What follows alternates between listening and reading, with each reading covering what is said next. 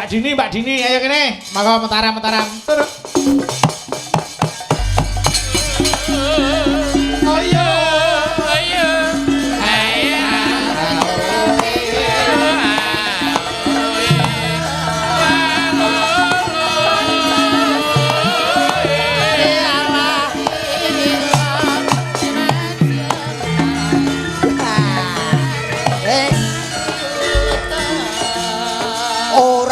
Beduki ora mbok kendangi ora paten entuk tombo. Weh, De.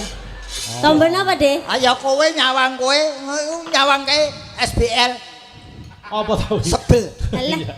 Mas Gareng, Nun. iki ana sing ngersake ninggal katresnan. Wonten wajibipun Rp50.000 ya Mas Gareng. Mas Gareng. Alhamdulillah.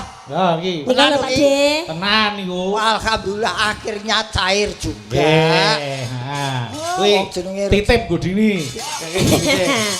Pundi, De? Niku nggih kula. Matur nuwun.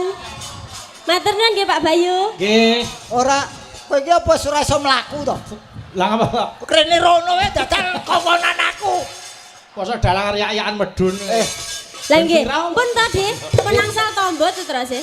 Din, Apa kuwi? 5.000. Tinggi napa? 5.000 nggo tuku saos. Yo ninggal katresnan. Monggo diaturke sik. Oh, iki ngersake digarap cara jaranan. Oh, nggih. Nggih, Bu Sri Gareng siap. Nggih. Bu Sri Gareng sayur. Nggih, Bu Sri. Bu Sri, kula dereng disawer. Ora yo ning jatahe. Yo, monggo ninggal katresnan garap jaranan. Monggo, yo.